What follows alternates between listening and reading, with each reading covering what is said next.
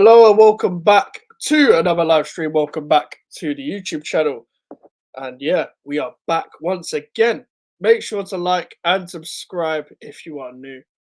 And yeah, GVO mics on all social media platforms and of course on the YouTube channel as you're watching this as well.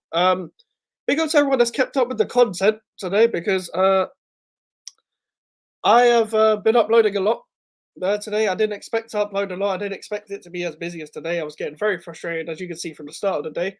I've now ended this day very happy. Obviously, we dropped the full crook of Wan-Bissaka update. We then talked about Summerville being advanced in terms of like personal terms were agreed and stuff, and that could only mean that a deal was somewhat close. And then we dropped the Premier League countdown series episode that we do every day at 8 p.m. until the Premier League starts, with featuring Carefree Lewis as well with the Chelsea episode. And now we're doing a stream. I was thinking of doing another video talking about the Here We Go Summerville, but I thought I'll go live for a bit. I don't know how long this is going to last, but we're going to talk about Summerville, talk about whatever you want. And we're probably going to watch a Summerville comp as well. But big up to everyone. Make sure you like the video and subscribe if you're new. We're trying to hit 500 before the end of the year. Big up to Melon Up, put a comment in earlier. Congrats on the signing. Thank you very much. Big up Mike's, big up Wasim as always. Has he signed for sure? Well, he hasn't signed the contract yet, but he is going to sign. He's going to sign tomorrow. So hopefully we'll get an ex West Ham employee emojis either tomorrow or Friday. The announcement, fuck knows, because they're trying to get him for the Saturday game. They're trying to get him for the Saturday Crystal Palace game, which we will have a watch along for at 11:50 if the game doesn't get delayed again like it did last time. But also, yeah, they're trying to get the deal done by Saturday. So my feeling is that they're going to try and announce it Friday, and they'll probably sign a contract either late Thursday or early Friday. Obviously, the medical is in the next 24 hours. So you'd assume probably early tomorrow, maybe. I don't know if anyone's reported on when the medical is going to be, but early tomorrow, maybe. I'm not too sure. But let's get straight into the reports. Now, first of all, obviously, ex-West Ham employees first to every West Ham thing. But on Twitter, for all of us to see, Darmesh was the first. Now, he did tweet earlier about West Ham in advanced talks with Leeds United over signing of winger Crescencio Summerville, which we did not expect today after the news we had already about advancing with Fulcrook and Wan-Bissaka allegedly, even though we've agreed nothing, which doesn't make any sense, as I discussed earlier. West Ham hopeful they can strike a deal for a player emerging as primary target in that position. Personal terms, not expected to be a problem. Now, people have already put out that ex-West Ham employee reported this earlier in the week, that Summerville was the main one that we wanted to sign left wing. However, it was too expensive, and it wasn't really anything new that we learned from last week, because we approached him last week. I don't know what the bid was that we bidded the first time, but we tried to sign Summerville last week, and they wanted a mad amount of money. For whatever reason, they dropped their price, which a lot of Leeds fans are rightly upset with. Big up to Jonathan as always. Congrats on not signing Gallagher. Unlucky Atletico Madrid fans. Unlucky, man. Medical in next 24 hours, by the way. So it says personal terms not expected to be a problem. Obviously, for Fabrizio, David Ornstein, everyone reported it about personal terms not expected to be a problem. Apparently, he's already agreed to the contracts. So that has already been done. And as it says on this tweet, West Ham have agreed a deal with Leeds United for the signing of winger Crescencio Summerville. Medical in the next 24 hours. All being well, Summerville will fly out to the USA to join the rest of the squad on the pre-season tour. Now, do you know what's kind of pointless as well? Like, Lucas Paquetá and Edson Alvarez have also returned, and they've just come back from international duty, and they're coming to join us in Tampa. What is the point of them coming to the USA to join for one game, only for us to go back to East London to play next week against Celta Vigo? There's not really much point, is there? Now, I know Jared Bowen's going to return in like a week, because that's usually around the times where the rest of the internationals will return. Obviously, Alvarez and Paquetá did play international football. Don't know how fit Alvarez is. Don't know if he'll play on Saturday. Pardon me. And don't know if Paquetá will play on Saturday. He's only just joined today. But let's also get into the other tweets as well that reported by other reporters, because they also, the tap-in merchants came back. Let's go with the full tweet as well. David Ornstein was next. David Ornstein was next to tap this one in. West Ham. I don't know why it's a picture of Calafiori. West Ham reached total agreement with Leeds United to sign Crescencio. Summerville personal terms in place for Dutchman on 5-year contract. Plan is 22-year-old Leeds forward undergoes medical before flying to join West Ham on pre-season tour. You've seen a lot of this. Like everyone's on a pre-season tour, isn't it? Like whether it's Fulham, Ipswich, like Smith Rowe's done his medical. He's going to join Fulham on the pre-season tour. Same with what's his name? That's just joined Ipswich. Connor Townsend from West Brom. Surprised he has even moved. If I'm being completely honest, didn't expect him to move from West Brom this window, but everyone's doing it. Everyone's in the USA as well. Like even Barcelona, the Barcelona Man City game, I'm pretty sure that was in America. They also had storms and their game was delayed, just like the West Ham Wolves game as well. Obviously, Fabrizio gave us the "Here we go" as well. I don't like with West Ham. You can't really go off a "Here we go." Like you don't really feel anything with a "Here we go." Like I was already guessed when what's his name, Darmesh already done it first, so you kind of get guessed of the initial thing. I think Fabrizio has just hinted that Mikel Merino might be close to joining Arsenal as well. But enough of that. Like, and this is the thing with the "Here we go" Simone. We're the kind of team to flop a "Here we go." We've already done that this summer. Like Fabrizio Bruno from Flamengo was meant to join, but he wanted more wages and personal terms weren't agreed. So Fabrizio Romano kind of jumped the gun on that one. But it's never done until ex-West Ham employee does the emojis. So that's the ones you should be looking out for. I'm actually going to put his notifications on, so we know in the end when he is signed, etc. But that is when you know a player is done, and then you could like almost relax.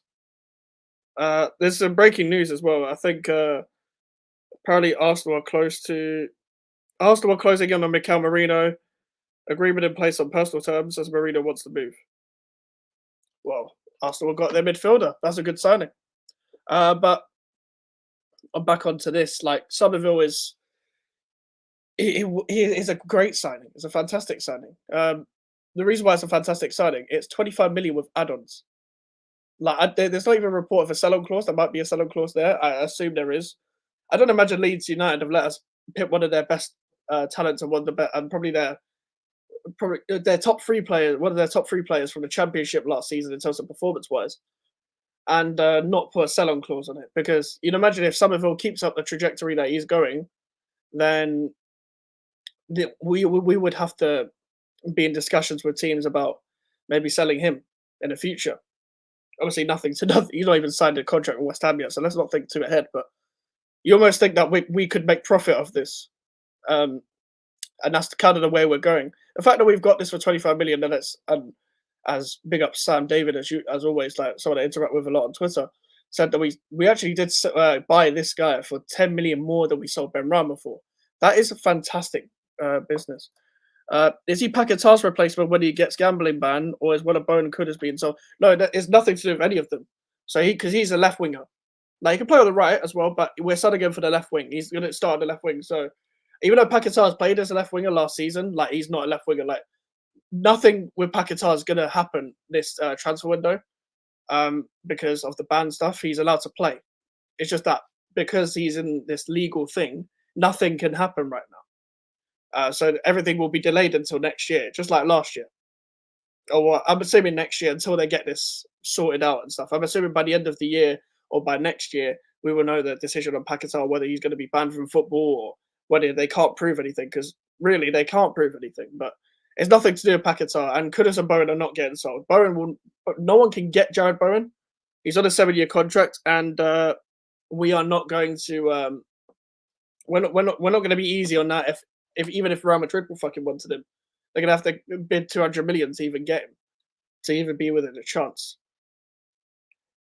Yeah, he did, but that was more simple than the Paquetá one. With this one, they can't prove anything, because the original accusation was the fact that his family were betting on him in Brazilian games. Now they're trying to make it out like he was trying to get yellow cards in these certain games. But the problem is with this allegation, if you really look into it, one of the games they're pointing out is Bournemouth away last season, which was the first game Paquetá was playing with all the accusations on his head anyway.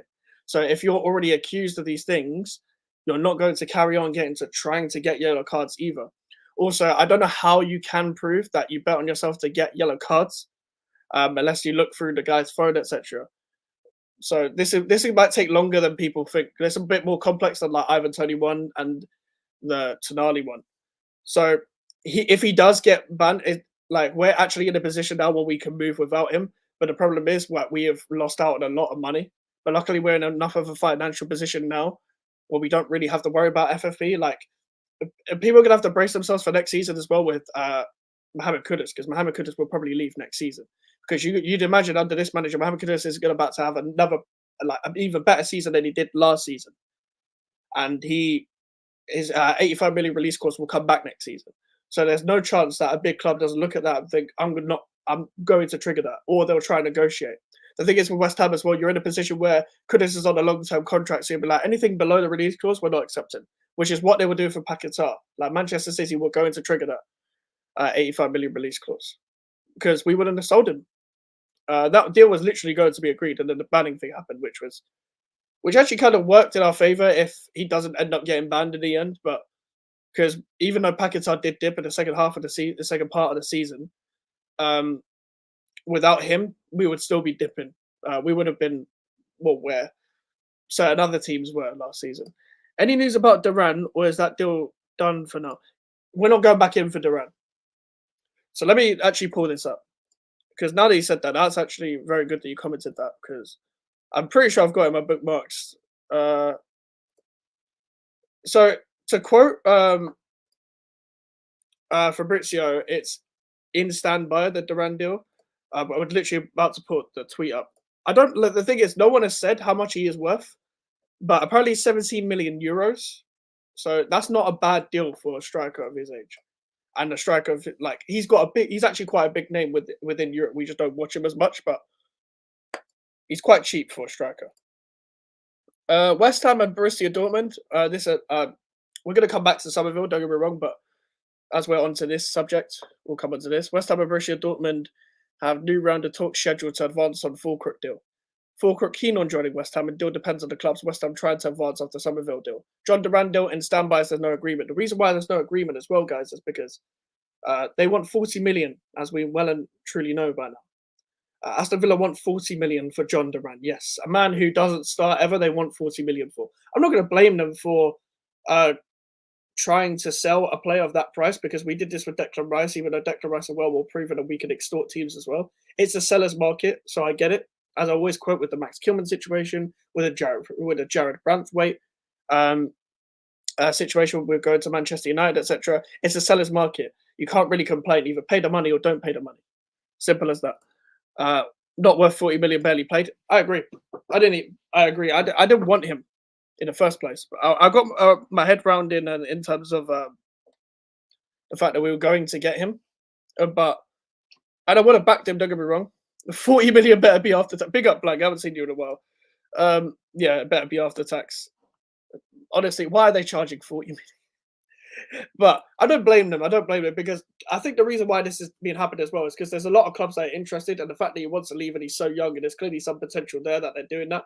And obviously, if you're buying John Duran, you're buying into potential and hoping and gambling on the fact that he'll do well over like 5 or 6 years, etc. Or you could sell him on for even bigger if he exceeds his potential or exceeds his progress, etc. But it is kind of ridiculous, but I get it. It's a seller's, as I just said, it's a seller's market. Everyone needs money, and everyone wants to extort each other for deals. So I completely get why they're doing it. So yeah, like honestly, like Fulkrook, I kind of, in a way, prefer this to Duran, only because I would have preferred an alternative younger striker in general. Like I would have preferred a younger striker. I would have preferred an alternative to John Duran, no matter who that is. But my problem is with Fulkrook. I would like to sign him because of how much he actually suits the team, suits the system, and the fact that he will actually get service, unlike coming into a Moyes system. However, if you're paying for someone like Fulkrook, you're paying for someone that has never played in the Premier League at 31, so you need to give him a year to adjust to then fully judge him in my eyes. And then he'll be 32 by then you'll barely get use out of him. But to have Fulkrug, Antonio, and Ings rotating. It's not that bad as people think. It's just the fact that three of them are similar of age. Big up Scott as well. 40 million, and they want a sell-on clause as well. Yeah, it's ridiculous. It's getting to that stage that every deal is with add-ons on that what you already buy at a premium price. There is very little chance of selling for a profit. It depends. It depends. Joy is, you're right. You're right, because the sell-on clause does come into play, but you're kind of buying into potential anyway. Like, let's say like Summerville goes like, I don't know if Summerville has a sell-on clause. If he does have a sell-on clause, there is a big chance we won't get profit. You're right. But even with most deals in general, most of those teams will have 5-10% sell-on clause. Like, it's very rare that you get a Max Kilman situation where the sell-on clause is actually bigger than it actually is, and then when you have to pay that much to Maidenhead, etc. Not a lot of deals will happen the same as the Max Kilman situation, but you are right. But I do think that you will still be able to make profit despite the sell-on clause, like depending on the deal. There will be at times where you won't, but I think in the Summerville situation, if he does carry on his trajectory, as I said, then we definitely will be making profit of that. We're definitely going to watch a Summerville comp as well, because I actually don't get copyrighted on comps. I get copyrighted for some reason for showing actual highlights of games, etc. Obviously, as well, big up Scott Bernard. We should try and get Alvarez from Man City. Ambitious but worth it. He never moved to us just because of the fact that the clubs are interested in it already. And we missed that chance out like 2-3 years ago just because David Moyes, he turned the deal down. He likes to determine the fact that he turned the deal down. What's funny about David Moyes? Do you know who else he turned down? You guys guess who else he turned down, guys?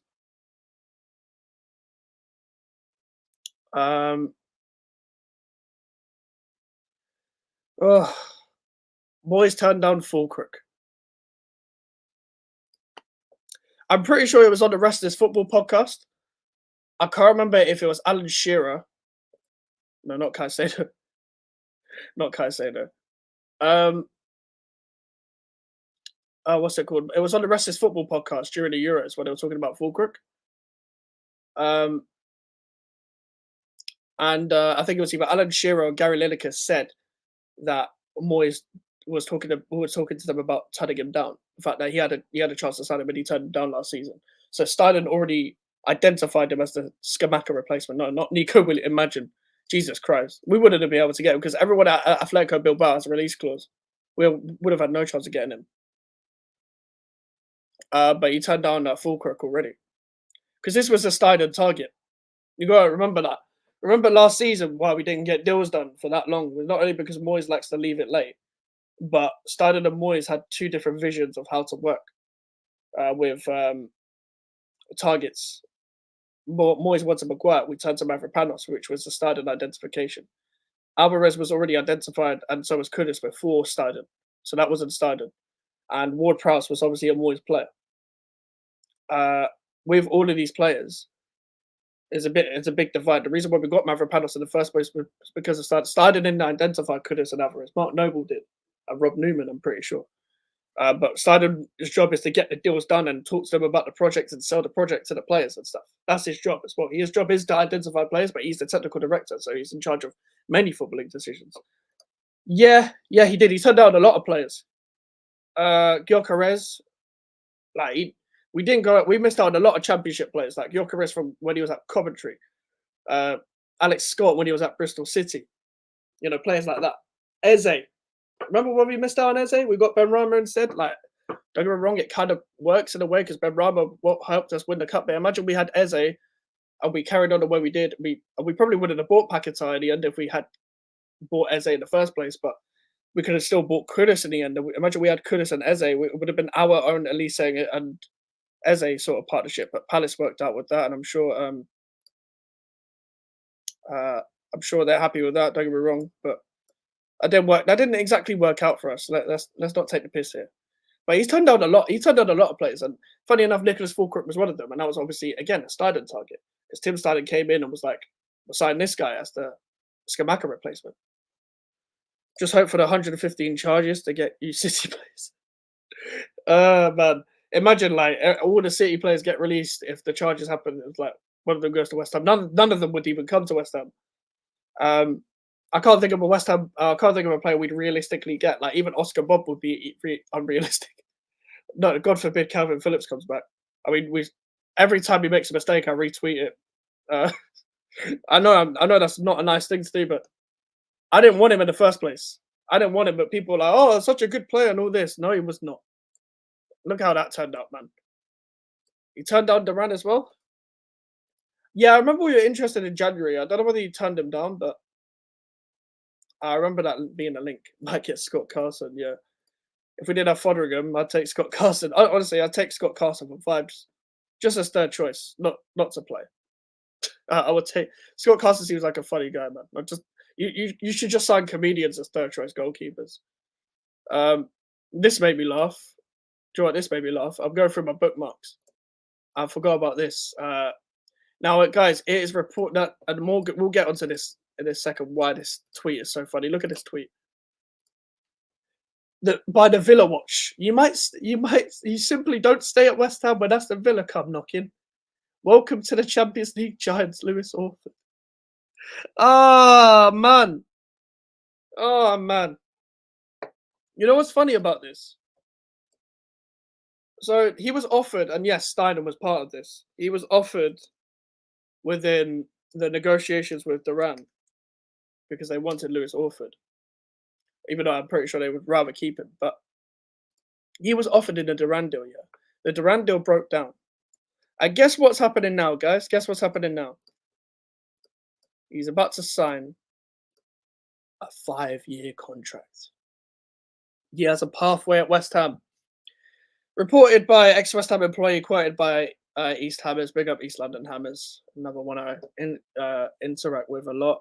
Lewis Orford is very close to agreeing a 5-year deal stay at the club. Mark Noble demonstrated his value in his role by being a key instigator in the talks and helping show how Lewis can follow in his footsteps to become a West Ham regular.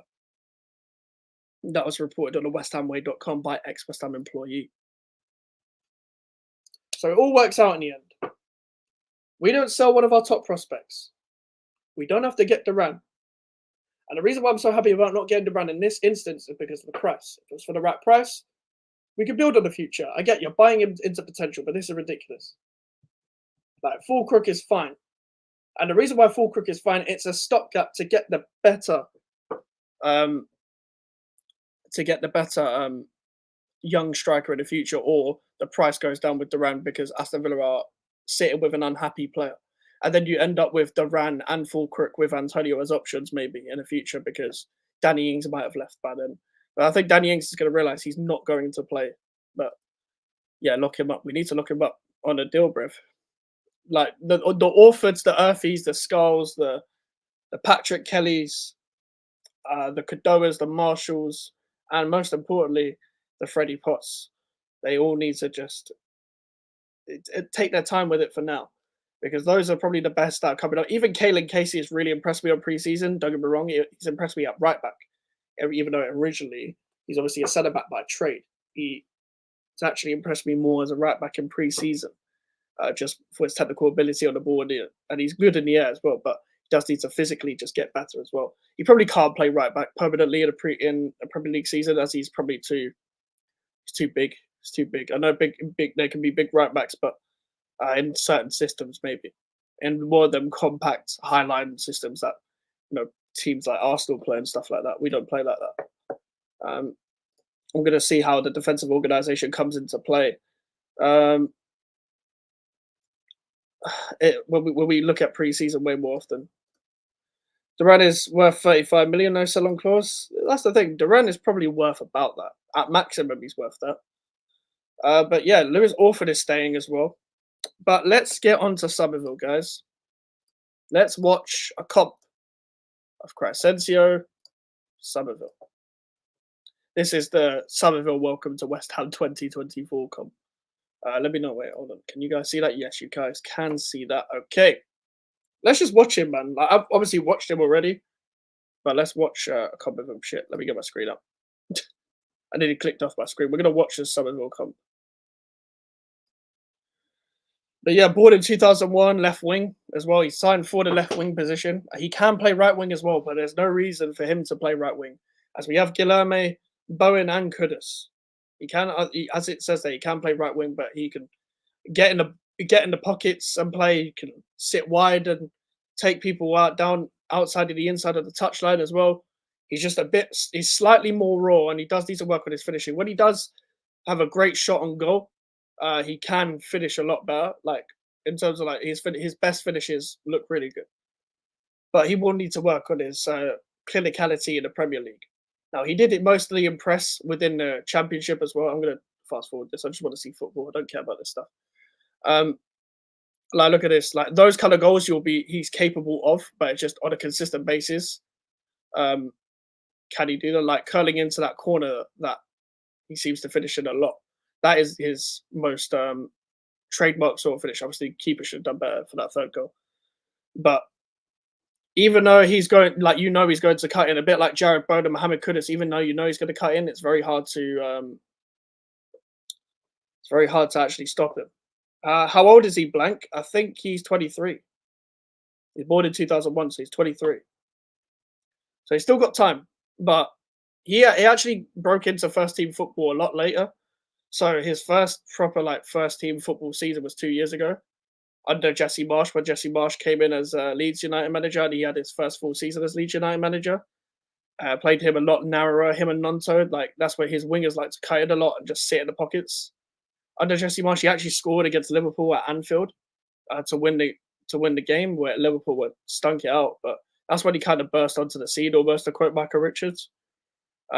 These are the kind of goals he always scores. Like the Championship was too good. He was too good for the Championship. Him and Nonto. Obviously, the reason why Nonto didn't necessarily make so much of a name for himself last season was because he was heavily distracted by, bigger moves like to Everton and stuff with his agent. And he's obviously not throwing his toys out the pram now. And he'll probably have to stay at Leeds just for the fact that they'd have to buy like two wingers just to replace them both and stuff. But these are the kind of goals you're going to get from Summerville. It's the striker now that is the missing piece of this puzzle of the attack. To bring like the wingers in, to bring the inside forwards in, to let these players play more. You can see like if we have Summerville, Kudus, Paquetá, Bowen all in the pockets, etc. Like it's not going to be all four of them, but at least three of them in the pockets. They're not going to stop. They're not going to stop us a lot of the time, guys.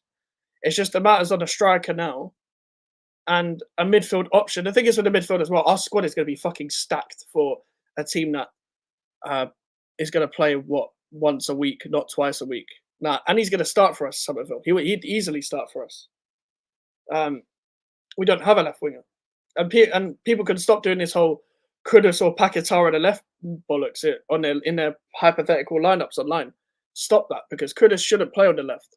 You won't get the best out of Mohamed Kudus when playing him on the left, and you definitely won't with Paquetá, because Paquetá played somewhat well last season, but he needed that third man runner to help him fully finish his link ups with him and Emerson, because they couldn't do it on his own. They needed a runner in behind. Paquetá needs runners for his creativity if he's going to play in the number 10 role. Now, this is why I think Paquetá will play deeper, because you've already got Kudus, Summerville, and Bowen playing ahead of him. And you've probably got, hopefully, a Nicholas Fulcrook playing ahead of him up front as well, maybe Antonio as well. I know a lot of people for some reason like to hate on Antonio. I know he's going to probably dip, but he's still going to be a great option. I think all three strikers. I think Ings will be a better option than he was last season just because of the system. However, this will benefit our creative players more as well. They're going to be getting a lot of assists because there's going to be more runners ahead of them. There's going to be a lot more players to run in behind. Now, Summerville isn't necessarily a running behind type player, but he will learn that once he develops a relationship with our creative players already. He likes to take on plays, go inside and out, and he'll end up tricking you going onto his left foot and then somehow making it onto his right. That's what you can see. And then he won't always cut it and shoot. Like I saw a stupid person, a really, really stupid person. I've never seen the guy's tweets before. Someone compared him to Ben Rama in terms of style. On what planet are you living on? They are nowhere near each other in terms of playing style. Like not even in terms of end product either. Like Summerville's end product is way better than a Ben Rama. And he has the explosiveness. And it's not about having pace for the sake of it either, like a Mudryk, for example, who just has pace and doesn't know how to fucking use it. he has the end product as well. But his end product can still improve. I'm just saying he has a basic end of end product. He has the bare level, the bare minimum level of end product. In the Premier League is going to be a lot more different because he's not going to have to get used to the pace again necessarily, but he's in a whole new different team and system. I'm going to give him slightly more of a chance just because he only had one season in the Premier League. Big up Scott again. Summerville, 23 years old. To be honest, I don't really rate him. You will rate him once you get to watch him more. You will rate him. He will surprise you, bro. This is the type of signing we needed. We needed someone that from the left that can cut in, and he can run down the outside as well. He's dynamic. He's unpredictable. Like this is exactly what we needed at West Ham. It's like once he develops a relationship with the Kudus and Paquetá, Bowen, and the strikers that will bring him in, Fulkrug will be a great option in the air, and he can play on the ball as well. He's not a terrible player on the ball, Fulkrug. He can link it up, and that's exactly what Lopetegui wants. Someone who's good with their back to goal as well. Similar to how we watched James Lawrence Walcott video on Lopetegui. Similar to how Diego Costa would play. I think this is actually a better option than Reece Nelson, just because of the more explosiveness. I do believe that Reece Nelson is actually a better finisher than Summerville at this current moment in time. But because Summerville has played more, he's going to take less time to settle in my opinion, than the Reece Nelson would have. And also, we clearly didn't rate the Reece Nelson option that high because we didn't even want to pay money for him. Apparently, we want to play alone of them. Jesus Christ, Jorginho Russell missed an open goal there. But especially, guys, in the big games, think about us in the big games here. Think about this on a break. We're still going to counter at times. Think about this, Summerville and Bowen on the counter at times. Think about in possession where we need to up the pace. We're going to take players on 1v1 and there's going to be space for us to run in behind. And you've got, listen, a Wan-Bissaka defending 1v1 if he joins. So then distribute the ball to the attackers running against the other team's defenders very in a quick succession. Reminds me of Bowen 2.0. So watch out. In a sense, slightly. I would say yes, but I think it's because they don't look the same in terms of aesthetic by just watching them that people won't get that. But I do kind of agree. Big up, Mike. It's good signing for you. Hope he does well and has 2 stinkers against Chelsea hoping away. Big up, Melon. I'm not going to say in the last bit, of course, but big up to yourself, Melon, as always. Yeah, I think Summerville's going to be a great signing. I'm not going to lie. I really liked watching him in the Championship last season. Really grasped games by the scruff of the neck, even when Leeds were shit at the back end of last season as well. I know Leeds fans are not necessarily completely gutted because they already feel like Melon. That is one thing I don't love. That is one thing I definitely don't love. I definitely don't love Chelsea. He just doesn't look strong. That's why the thing is, Scott, you don't really need to be that strong all the time because he's that explosive that defenders won't even get to that unless the ball is lumped to him in the air and he has to almost pin himself on a defender to spin him away, which is unfortunately what wingers had to do under David Moyes. Then yeah, he will suffer with that. But unless he's coming up against a big brute centre back and he has to. And the ball isn't moving, he's waiting for the ball to move to him when taking the player on, then that's where his strength, in my opinion, will come into play. But he's going to be so explosive that strength won't even need to come in. Like, he's not exactly weak either. Your first fear should be injuries. I mean, you're not wrong. I mean, listen, the thing with these type of players in general, with fast players, they're going to... I know his injury record is, I think, meaty, to say the least, but well, I don't know, to say the least. Chelsea cooking at the moment. Don't know why you got rid of Poch, to be honest. Well, Poch only had like a purple patch at Chelsea. Like, you got to remember, Poch was doing a really, really bad job at Chelsea. But the reason why Chelsea were up there in the end was because every other team was doing shit. That's why we were up there for so long. It was pretty much like watching West Ham last season when you're watching Chelsea. It's like the way Moyes would use Ward-Prowse would be how Poch would use Gallagher. He could be our Frimpong, but on the left. I wouldn't really compare them to necessarily, but I get it. They're very, like, Frimpong is not really a similar player, but I hear what you're saying. Obviously with Summerville as well, he's obviously going to be a bit more, okay, that's the end of the comp. He's obviously going to be a bit more dynamic as what's it called? He goes down around the outside as well. However, I really like the signing. I really like the signing. You go down the inside and outside, like defenders aren't they're gonna be afraid, man. Big up Damien as well. Yo, these clips are kind of mad. You know what it is as well. I don't ever watch a comp for like how good a player is because that's what people try doing with Wan-Bissaka as well. I'm like, oh, by the way, he can cross. Look at him crossing in this one game. But he is fucking chaotic at times. Summerville. He looks very direct, quick too. That is what's beautiful about these kind of players. That players that can cut in, but also can be so direct on the defenders as well. Like it's amazing. It's amazing to have a player like this, and hopefully, obviously, the deal gets done. Obviously, we've got the here we go, and people will be like, "Why are you saying the deal gets done?" There was a here we go. Uh, what's it called? But this is West Ham we're talking about. They're not done until they hold the shirt, and X does the um emojis as well. Yeah, his stats are there, especially in he did well. He did well in the championship, of course, but he was too good for the championship.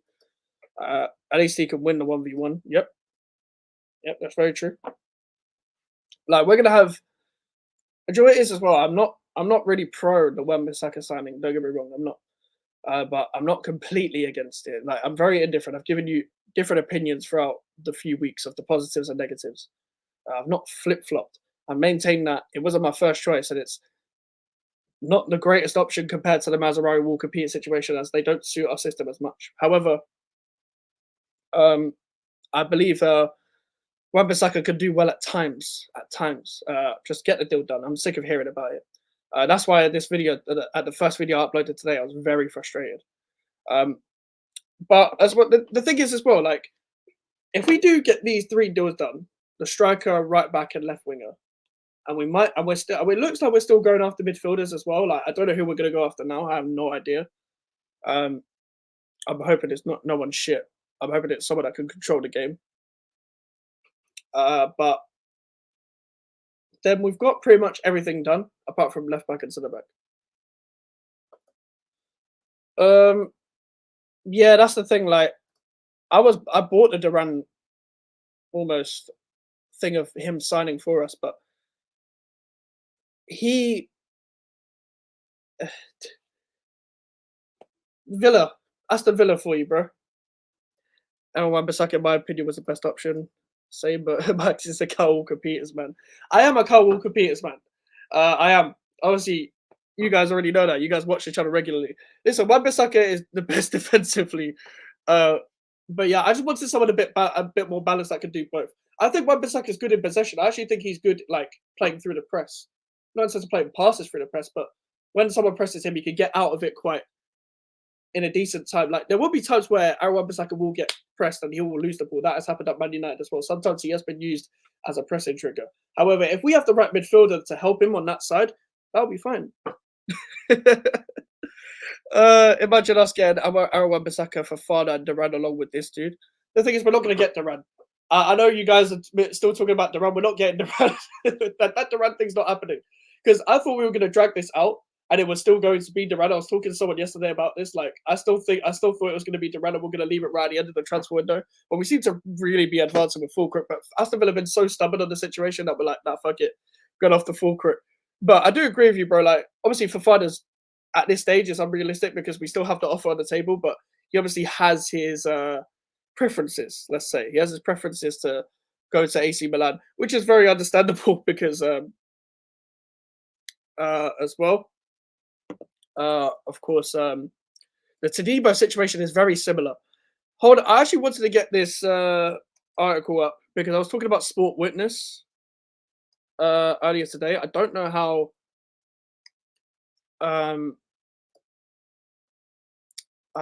reliable it is.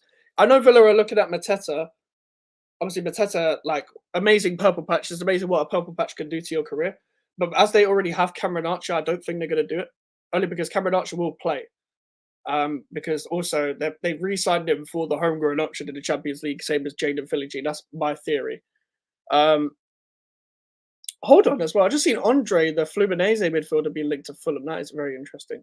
That's better than McTominay option, even though I've never watched this Andre guy. I'm just saying everyone's better than McTominay. But I don't think Mateta's going to move either, just because Palace will price them up. Like, because they were never expecting to sell Mateta, even though he was linked to Napoli, etc. Um, I think because of, like, for example, they sold Mateta as well. They can't sell Eze because they'd have to buy 2 attackers. And they've signed Ismaila to replace Elise. They've got Kamada, they've got Mateus Francis. So maybe they've already prepared for the Eze departure. But I don't think Villa will actually get that Mateta deal done. I think Watkins and Cameron Archer are going to be the options. And also maybe João Felix if they get that done. I don't know. I don't even think João Felix will actually go to Aston Villa, just purely because of wages as well. But yeah, I wanted to get this up as well. Richard Rios. Now, this is a player we've been interested in the past. I know, but are they happy? No, they won't. No, they won't be. They won't be. They won't be happy to have to run back. I think also as well. I know in a sense you can, like, almost, if the Duran move doesn't go through, and it probably won't, you can stick Duran in the under 18s and sign another striker. But do they need to sell Duran first and then get a striker? I'm not too sure. I think they'll just carry on. Then again, they do play 2 up front at times. I see Duran linked to Saudi. That's the thing. If he does go to Saudi, like, whatever it is, it's a very Saudi Arabia type signing, isn't it? Same with Musa Diaby. That was a very Saudi Arabian type signing, in my opinion. Just because, like, players that come in first season, then they don't necessarily take the league by storm, and then they instantly go to Saudi. There was no point for Diaby. Should, like, in hindsight, if he had a crystal ball, he could have just moved to Saudi last year. Richard Rios is linked to Everton for 15 million. Now, Richard Rios apparently was priced out quite a lot of the time due to, well, he had a lot of interest due to the fact of how well he did in Copa America, even though he wasn't better than Jefferson Lerma, by the way. I watched Colombia a few times, and Jefferson Lerma outperformed him. He was slightly overrated a bit. Some of you might have been on the watch-alongs when I was on Joey's channel for a couple of the Copa America watch-alongs. Like, he was slightly overrated. He's a good player from what I've seen. I've watched like 3 Colombia games, and he was good, but he was slightly overrated. Like, people were acting like he's some world beater. Like, Manchester United were interested. I don't know what the Agate situation is saying with them as well. They might sign Rabiot. I'm not too sure. Obviously, Rabiot, Agate, 2 different midfield positions as well. But Richard Rios, that was a player we've been linked with before. If we could get him for 15 million, that's also another piece of a street business, and that would be a good addition to play. That would be probably pretty much as well. That would be like the player when we were talking about, a player to almost complement the physicality and play alongside Edson Alvarez as well for the long term. That would be a great signing to play almost in a 4-2-3-1. Well, Loma's right-footed, but he plays left-footed. But he plays left centre mid, and he can also hit a ball with both feet. But I think they will fumble on this Duran deal. They want João Felix, and I think they need the funds to make it happen. I think because they sold Diaby, they don't need the funds. I think that's the thing, because they have already signed players. Then they sold Diaby. They don't need the funds. I think if they sold Diaby, then they signed all the players that they signed, like the Jadon Philogene players, and who else did they sign in attack? But even in the midfielders, they signed with Ross Barkley and stuff, that they would have needed the funds if they sold Diaby after they made the signings. But I think they could get probably another loan for João Felix. I don't think they're going to get João Felix on a permanent deal if they do. That's just my theory, just because Atletico Madrid will still want to sell him a lot, just because no matter how bad João Felix does, his stocks are always going to be high. He's just one of them players because he was highly touted as a breakthrough prospect. Like, alongside the Haaland Mbappe era, João Felix was up there in terms of, like, you know, prospects. And the thing is with Lerma as well, Jefferson Lerma is very underrated. Like, he moved to Palace and people finally saw how good he was, but at Bournemouth he was very underrated, especially since they came back to the Premier League. Like, even under Gary O'Neill was one of the main players. Under Gary O'Neill, like, he was one of the guys. Him and Philip Billing stepped up alongside Solanke, of course. But the fact that Bournemouth left him on a free, I'm pretty sure they're gutted about that. But I'm pretty sure they're like, you've given us everything. Thank you for doing what you've done, but go to wherever and thrive. He went to Palace and I was like, this is a good deal, because they have got Decore and Lerma will play together. Then they got Adam Wharton as well. So even if Decore gets injured, they've got Lerma and Wharton. That's great for Palace. And I'm going to be talking about Crystal Palace tomorrow. I'm going to have to record that video tonight and upload that on the Premier League Countdown show. We have still got how have we still got Cornet in the squad? He should be moved on. I do want to see him with some of our players out the door. The thing is, Everyone knows who I want gone already. I'm not even going to address them by name anymore because about how long I go on about them. Uh, Maxwell Cornet doesn't look too sharp in preseason. If I'm being completely honest, I wanted this to be the Cornet redemption. And yes, you can't take everything into account within preseason, but I can take performances into account. And Maxwell Cornet, as much as I want, it's more of a want and a hope when it comes to him. He doesn't look sharp, and I do think if because we have signed Summerville and we signed Guilherme, and those are the left wing options, and if it all comes down to it, and they both get injured, Kudus will play there, whatever, as a makeshift fullback, and maybe an Emerson can play there, whatever. I do think Cornet will leave. I do think Cornet will leave. It might even be on the loan. And the thing is with Cornet, I think that injury has completely fucked him because he looks so much slower than usual. Like he looks so slow. He lost all the like not even explosiveness, but a bit of pace that he carried with him. He obviously still has the technical ability, and right wing is in his favourite position. But even down the left wing, where the few times he did get the ball, he didn't look that sharp. Um, and didn't watch the Dagenham and Redbridge game, but a lot of people were saying he wasn't up to it either. In that game, and he was offside quite a lot, which is something he hasn't really learned from the Moy season. I didn't see that much at Burnley, but Burnley barely had the ball and just went direct at times and flick-ons and all of that. I don't remember if Cornet was that much of a player that got offside a lot against, for Burnley in his Burnley days, etc., or even for Leon. But that is a situation we're going to have to look at and be like, okay, we're probably going to have to move you on. Don't get me wrong, there's a few players that I'd want to move on, but we're not going to. I think that'll be a next season thing, depending on certain players' performances and stuff as well. The thing is, with players that get offside a lot, I remember when we had Arnautovic, Hernandez, and Antonio as a front three at times, and this was when Antonio was playing right wing. Antonio would be offside quite a lot. Chicharito would be offside quite a lot, and Arnautovic would be offside quite a lot. But all three of them were played together at the rarest of times. It was so jarring to watch them, just because like all of them were prone to being offside a lot. That was annoying. That was so annoying to watch. Like I couldn't stand watching them at times just because of that front three. You just want to create a chance. One of the few chances you actually create, and they just end up offside. But when it comes to our squad in general, I will like the squad once we get those main three deals done. So right back, striker, and left wing. We still haven't got a right back and striker. Now, yes, we are advancing in talks. Advanced talk seems to be the phrase of the day, guys. But advanced talks are not agreeing a fee and not agreeing in personal terms completely agree in personal terms. It's not advanced talks, in my opinion. I think advanced talks are just there for PR. Just my honesty, just being honest. Now we were in advanced talks for Summerville. We actually got the here we go and the thing for we actually agreed a fee. That's advanced talks. We agreed fee in personal terms. But as someone pointed out to me today, the reason why we can agree to Summerville deal is because we're going off the Fulkirk.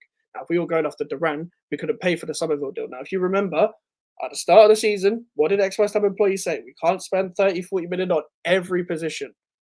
That's what you meant by limited budget. Not that we are broke or anything. Limited budget means you can't spend 30, 40 million on every position that we need because of the amount of positions that we do need.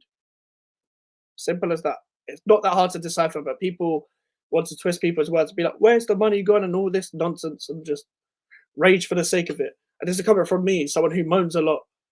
I'm probably one of the biggest moaners on on YouTube when it comes to football and being negative and all that, because I'm a naturally pessimistic fan, and I'm telling you that these people are moaning too much. That's saying a lot. So the whole Fulcrum cheap deal has helped us get this Summerville deal, even though that price has been lowered as well, which hopefully means we can spend a little bit more money on a midfielder. Hopefully. But when I mean hopefully a little bit more money on a midfielder, I'm talking at like over 20 million. Over 20 million. And people are going to be like, well, in this market, it's going to be very hard to get midfielders over 20 million. But you'd actually be surprised. There's quite a lot of gems out there. If you just do the right scouting and just not look in the house all the time, in the Premier League all the time, you can look out. Now, I don't know how Fulham are going to get McTominay, etc. But if it's less than what we paid for, then that's fucking hilarious. But I don't think McTominay is probably going to reject them like he rejected us last season. Thank God he rejected us. Jesus Christ, that would have been a terrible signing. But Richard Rios, guys, what should we go for Richard Rios? Let me know your thoughts, because that is a midfielder that's on the list. Obviously, people were upset that we missed out on Jota Silva only for us to get Summerville. I never watched the Jota Silva guy. I don't know whether some of you guys did, but I never watched him. And I said I never watched him. I've heard he's good. That's it. Like, I don't know what else people want me to say when it comes to players that I haven't watched. I watch the Premier League, the Championship, and the big games in the foreign leagues and the Champions League. Everyone else watches every league apparently, unless you're Strasbourg Steve. You don't watch every league. That's the only man I know that watches every league. Um, Other than that, no one watches these leagues. Everyone just sees comps of players. That's why when people try and put in the whole Wan-Bissaka defense for me and use it a comp, like you can use points by actually watching it. He's been in the Premier League long enough for people to actually watch him week in, week out, year in, year out. You don't need to use a comp on me to define his abilities. Jota Silva is literally like bone on the left wing. He plays with intensity. Fair enough. I've never watched him. But all our players are trending. Kudus, Paquetá, Bowen, because people are talking about how good our attack can be. It's going to be ridiculous. I'm going to do on one of these streams. I will get the tactics like not bored out. I'm not a tactico. I know the fundamentals. I'm not a fucking coach. I'll get the fucking basic tactics board out and put the players in each positions once probably when the transfer window's ended. Maybe and see what the squad's going to look like, or maybe just before the season starts, and we'll see how the squad's going to set up from there. As well, because it's actually interesting to see what depth we will have in each position as well. And obviously, when I mean depth, I mean basic sort of depth. Like players will fill in for each positions and stuff as well. Like, don't get me wrong. If it was up to me and we lived in Dreamland, I'd have two right backs because I don't like Sufa. I wasn't going to mention his name, but whatever. He could stay for this year. I will get Wan-Bissaka. That's a big upgrade on Sufa, even though he wasn't my first choice. I'll support Wan-Bissaka regardless. So I won't get onto him straight away. I will give him less. Well, when I mean give him less of a chance, I mean he's a Premier League proven player. So I expect more instant results than I do most of these players. Big up, bro. Big up, coaches. Big up, coaches corner. Make sure to subscribe to his channel as well. Ideally, I would have liked another left back as well. But Aaron Cresswell got signed, so that was a downside in my opinion. Ideally, I would have liked like 3 centre backs this summer. But I know when I'm saying I would have liked, I'm talking in a dream world. We're not going to get all of this done in one window. I'm very aware of that. But the rebuild was very important. I think if we get the striker and right back deal done, yes, we've done a good job. But we're going to August tomorrow. Like, come on. Like, come on, we're going to August tomorrow. I'm not really gonna be like raving that much about it. Like the season starts in 2.5 weeks, so I'm not really gonna be, praising it too tough. Yeah, that's the thing. We are interested in another central midfielder as well. It's like we need one to play alongside Edson Alvarez because the only one that can really play it properly is Paquetá. And he can play deeper because that's actually his position really, because he played there for Brazil and Lyon at times. And don't get me wrong, he is a number 10 as well, but he's better there. Yeah, hopefully, like Fofana would be my ideal player, and this is someone I've actually watched, so I can actually tell you a little bit more about him. Granted, I've only watched 4 games, but I can actually tell you more about Fofana than I can of Jota Silva, who I've never watched. I never even heard of him. I thought he was AI. Yeah, Chelsea fans need to stop doing this. Atletico Madrid are getting him. Chelsea fan, I know we've got a lot of Chelsea fans subscribed here. Please stop mentioning Gallagher. Please, for the love of God, Moyes is not here anymore. I don't know how many times I have to say this. But yeah, no, Conor Gallagher ain't coming here. Like, I don't even think I need to entertain that. But obviously, we need a midfielder that can pass the ball. We need a midfielder that can have the balance of the physicality side, the defensive side, and also being able to distribute the ball throughout the lines, etc. Playing alongside Edson Alvarez. That balance of just being a basic box-to-box midfielder, really. Obviously, our midfield options, I'm not going to mention all of them for now. We've talked about the midfield long enough. But, yeah, what are your signings so far? So, Summerville is going to get confirmed. So, that will be joining Kilman, Guilherme, and Fotheringham. Fotheringham's just a third-choice keeper. That's for vibes. But Max Kilman and Lewis Guilherme, and then it'll be Summerville. It doesn't really look like, yes, we are building something, and I know a lot of outsiders are clocking on to, yeah, West Ham are actually doing something good. We're identifying good players and stuff, but we actually haven't got a lot of these players done. Like, a lot of these deals are not done yet. So I'd hold off on too much praise before that. But I praise where it's due, and I criticize when it's due. That's the basics. I don't have agendas, as it says in my channel bio.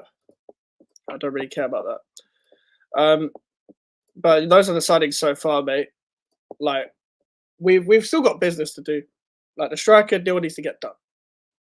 Um, what's it called? The right back deal. I won't be happy until those are signed, and then I'll be content. Even though I think we need a new midfielder, I'll be content. Yeah, exactly, exactly, bro. Decent but need more. Literally, literally, bang on there. Um,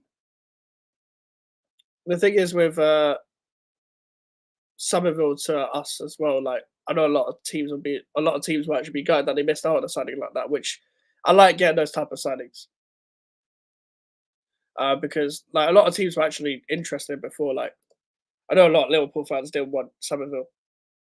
I know Chelsea fans weren't necessarily um, would be delighted with Summerville due to the fact that they don't really have proven wingers already. So it probably wouldn't have solved their situation, but it solves our situation because we don't even have a proper left winger really that can cut in because all of our left wingers were left footed.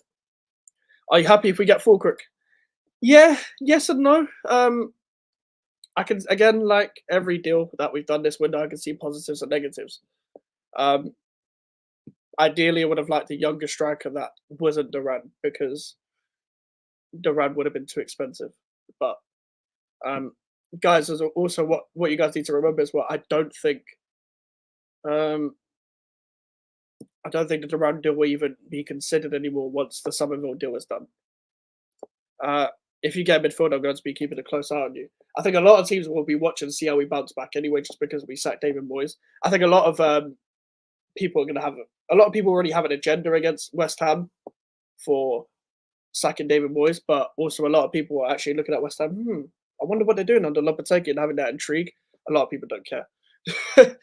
I do like Fulkirk because of his link-up play. That's what I like as well. I like the fact that he's good in the early link-up play. I like him as a player, but it's just based on the fact of what we have already. I'm not too much of a big. I'm not a massive fan.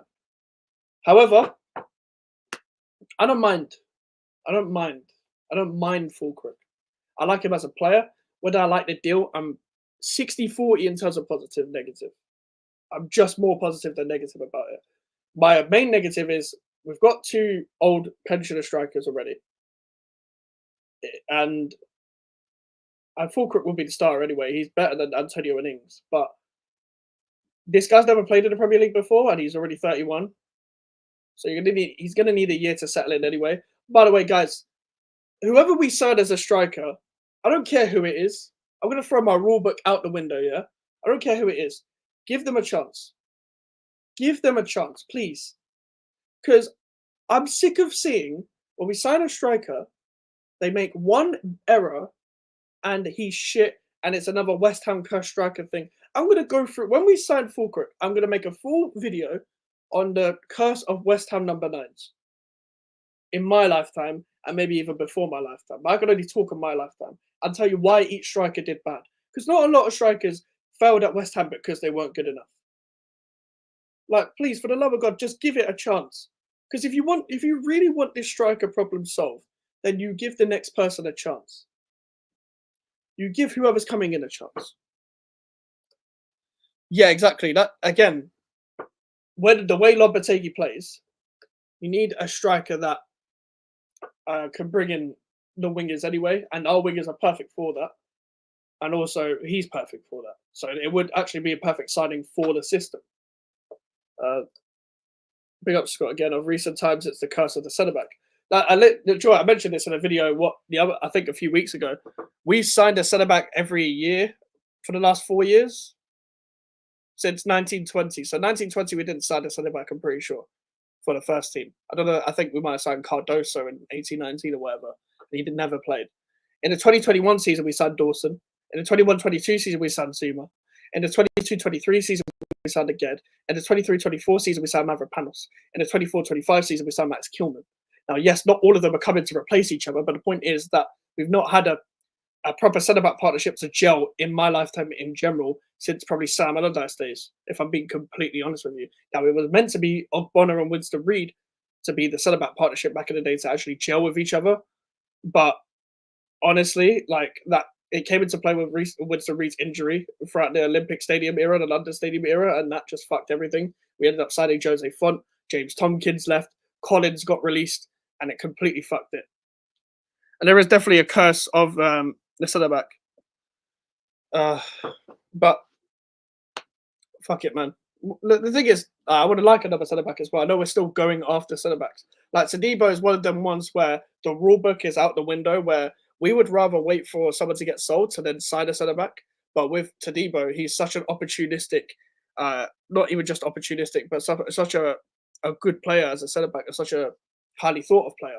I shouldn't say good player. I've never watched him. Highly thought of player. That fuck the fact that we've got 4 centre backs already. Get him. Like that's what it's one of them ones. So a bit like Fofana as well.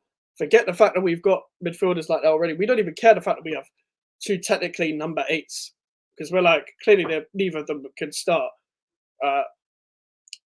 week in week out and play the system properly. Get a number 8, which fair enough. To be fair, and I will say this in hindsight, not hindsight, but in general, when you look at it, now that you're looking at every target and every position that's being addressed, all the players that we are kind of signing, Wan-Bissaka, maybe I'm a bit 50-50 on when it comes to what I'm about to say, suits the Lopetegui system. Now, can Wan-Bissaka hug the touchline, be advanced, and be more creative when it comes to attacking wise? We will see. We will see. I do think he actually does have some form of intelligence in terms of passing at times, but these are also moments. But also, I will say, to be fair to Wan-Bissaka, again, look at me. I'm speaking objectively. Who would have thought it? I'm looking at it in general.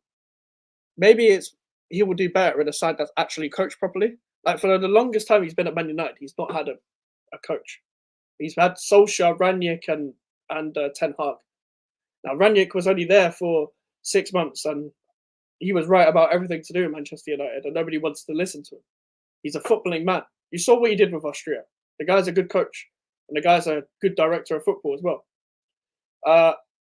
But if we're talking permanent coaches, he's only had Solskjaer and Ten Hag. Neither of them have really coached their team properly. So to be fair, that's probably why a lot of their players play well in moments. And that's probably why you're going to see a dip in maybe Kobbie Mainoo's level, just because Kobbie Mainoo's way better than any Man United player that Man United have by a long distance. But because of the players around him, it's going to be a deficit to him. Now with Wan-Bissaka as well, Lopetegui will coach his team properly. It would be better coached than Man United. Like Lenny Yoro and Xerxes seem to be good signings and highly thought of. Again, never watched either of them. Apart from, I've only watched Lenny Yoro in a little bit against Aston Villa when he played Lille. Other than that, I didn't really get to see enough of that game to even judge him, to be honest with you. And I've never watched a game of Xerxes. I just know he's moved a lot. Well, from what I remember, he's moved a lot. But I never watched Bologna. I never watched a Bologna game in my life. But with Wan-Bissaka, I think it's similar. Maybe it's because the team is just not coached well enough. And also, some of the players that play for Man United are just heavily overrated. I know they're in quite a bit of a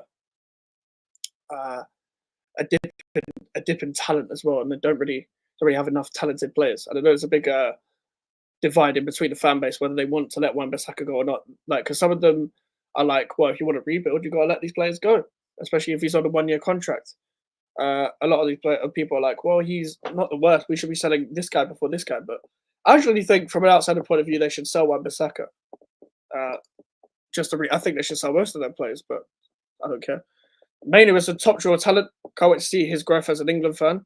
Yeah, I hope he doesn't get ruined at Man United, because Man United are the grim reaper of ruining talent. So I hope he does well at Man United. I don't actually like Manchester United, but Kobbie Mainoo and Jadon Sancho, probably 2 players I actually like from that team. I'm not really a fan of any of them. Actually, Lisandro Martinez is good. Not really a fan of many of their players, to be honest with you. But I don't even like Man United. But I hope Kobbie Mainoo does well there. But just because I don't want to see a young talent get, grim reapered again. Once again. But that's the thing with if we get, obviously, guys, Wan-Bissaka signing gets done. He will come in and start. Sufa's going to have to hold bench. He's going to have to hold that in general, and he'll probably want to leave West Ham next year on a free. But the reality is, we're probably going to lose Zuma and Sufa on a free next season. If Again doesn't get the playing time, again we'll push for a move. If Paquetá does well and a ban gets put down, he'll probably have to move, or he gets banned for life, whatever it is. I don't think he will get banned, in my opinion, but I could be wrong. Mohamed Kudus, if he has another good season, he will probably leave as well because of the release clause, and people will be dickheads to not pay the 85 million for Mohamed Kudus because it's Mohamed Kudus. But we will reinvest, and the best thing about this is we don't need to worry about players leaving because we actually have a somewhat of an organization up in a boardroom to replace these players in advance. I think the players like Guilherme, you'll see more players like Guilherme as gems to come in for the first team in advance, a bit like how Brighton do it with young talent as well. That's just the truth. That's just the truth of it. Don't get me wrong, I was really angry when we missed out on Mazzarari. But at the end of the day, it wasn't the club's fault. It wasn't the club's fault. He rejected us. He rejected us. That's the reality of things. He rejected us. So I can't really go too in on the club for that. It's also because of agents as well. So, but people like to spin a narrative and put it on everything on, the technical director. I don't know what the technical director is meant to do when players don't want to come to West Ham because there's bigger clubs interested. You guys just got to, you guys got to realize the level of hierarchy. It's like in life in general. I'm about to teach you a life lesson. Don't. It's coming from me, for fuck's sake. Like, and even the hierarchy in life. You know your hierarchy in life in terms of like just life in general, in terms of where you are in the world. In terms of West Ham in the footballing world, they should know where they are in football. They haven't got European football. They're not the biggest club in England. They're not in the top six.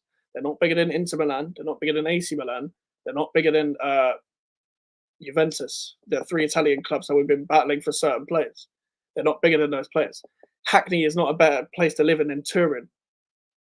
Even though I tried lying on Twitter and tried seeing if Tadibo would see the tweet, and then we look up a picture of Hackney and be like, "Oh, you know what? That's not a bad place to live, and it's just a fake Google image." Someone needs to just lie to Tadibo and be like, "Hackney is a good place to live in. Stratford is a good place to live in. Come and move here." Or Romford, wherever he wants to move. Romford's shit, but I will tell him Romford's good just for him to come to West Ham. No offense for anyone from Romford, but it's not great.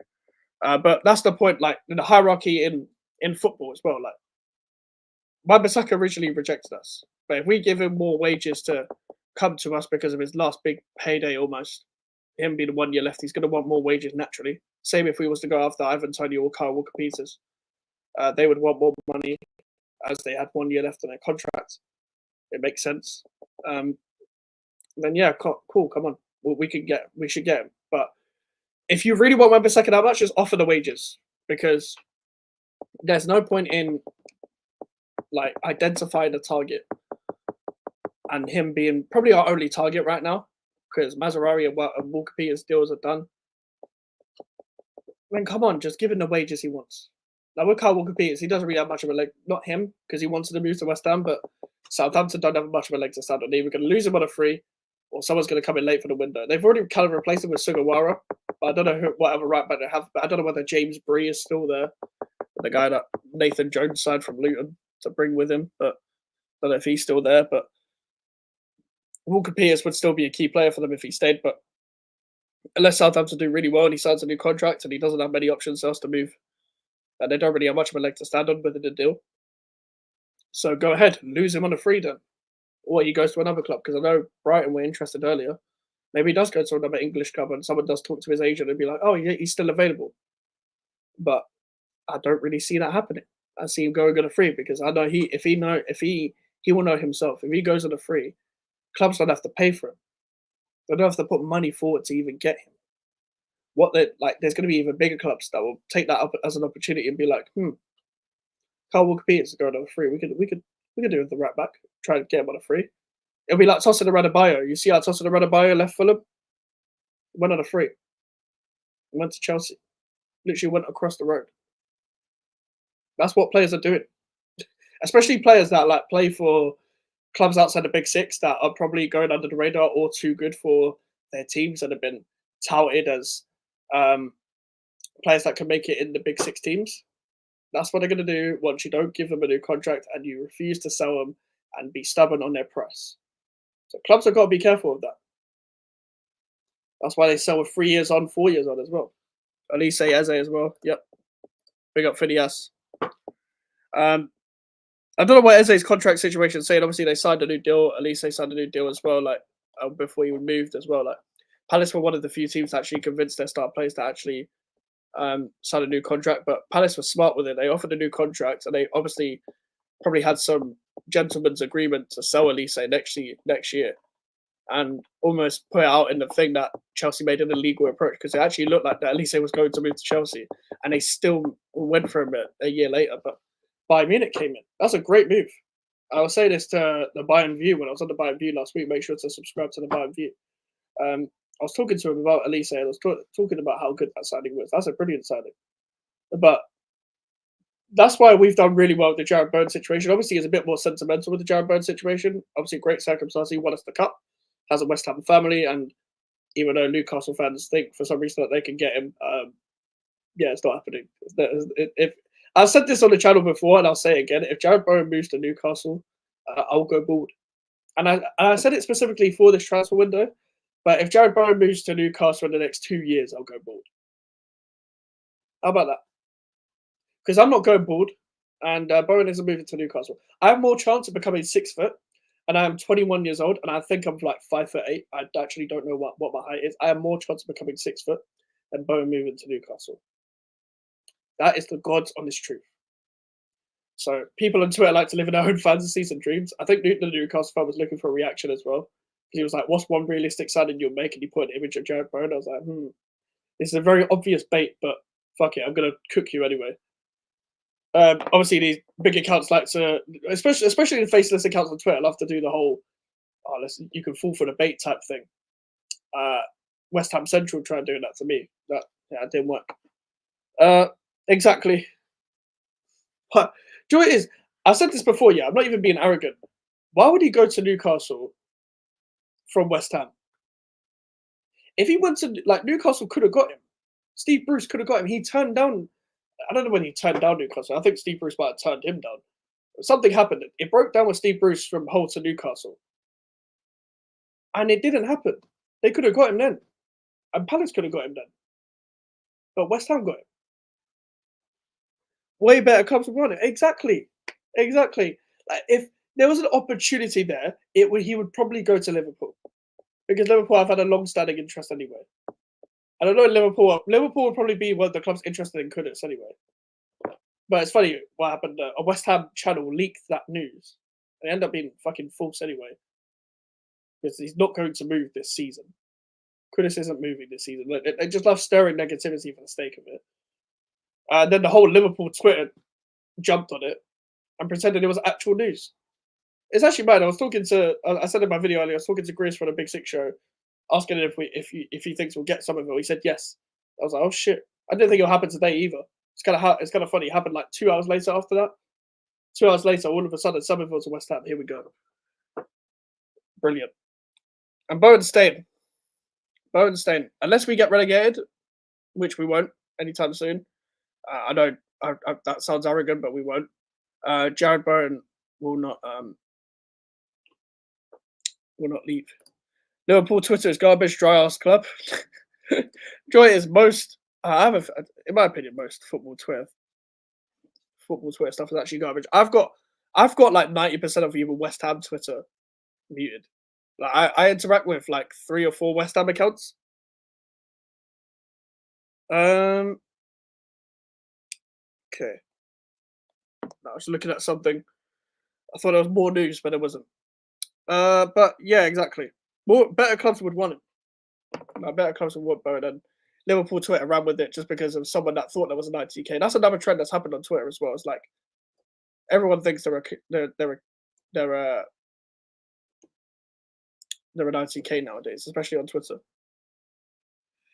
But put your questions in the chat if you want. We've got 8 people in here, so any questions in the chat, feel free to put it in now, and we'll carry on for as long as you guys want, and then we will end the stream. Now we've gone on for an hour 14. If you haven't liked the video by now, you should, because liking the video does a lot to the channel. It pushes out the channel to the algorithm. Also, we're on the road to 500 subscribers. We're like, I don't know, like 80 away, like just over 80 away, like 85, something like that. So get us to 500 if you haven't already. If you haven't subscribed already. And the social media says GVO Mics on all platforms. That's Twitter, Instagram, TikTok, and YouTube. But yeah, get your questions in the chat. Football, non-football, do what you want, and I'll answer them. But overall, I'm happy so far, sort of with the day of news. Obviously, I'll be happy with the Summerville announcement. We will I'll do another stream when the Summerville announcement happens as well. Hopefully, we get the Wan-Bissaka. Here we go. Hopefully, we get the Fulcrook. Here we go. I want to see deals done tomorrow, Friday, Saturday, Sunday. Like it needs to be done this week. Like the season starts in 2 weeks for fuck's sake. Like come on. I'm not expecting them to be on the fucking American tour. I'm expecting them to be there for the Betway Cup. That's what I want. Luckily, I'll be at the Betway Cup match. I know a lot of people won't be going because of the whole concessions thing, and I get that. But I'm going because I want to watch the team, and I didn't get to watch the team at Dagenham, so I wanted to go to a pre-season game. So just having a drink. But overall, I'm happy with the news. I don't know if there's any update news. Like, there's never news when I'm streaming, which is what I hate. I've always wanted there to be like a big drop of news, a big bomb from like Ornstein or Fabrizio or whatever when I stream, but it never is. Never is, man. I'm just trying to find some more shit to look at, like, because that's the thing. Like we've had a big news day. Like either nowadays when it comes to West Ham United, especially, you either get no news or about 5 news stories all in one day. So that's we're not trying to leak stuff clearly, because it was already said that we're going after high-profile targets this week, and both of them will end up being Fulcrook and Fofana. Because they're high-profile targets, because we identified both of them after the Euros. But yeah. All right. I'm gonna end it there. I am tired, and I've had a long day of content, but I've dropped 3 videos today. Go and check them all out. Wan-Bissaka and Fulcrook video, Summerville video, and the Premier League countdown series. I forgot the name of my own series. So go and check out all 3 of those videos. Like the video, subscribe if you're new. Social medias are in the description if you want to follow me, and the email for the inquiries. I'll see you guys later. Goodbye.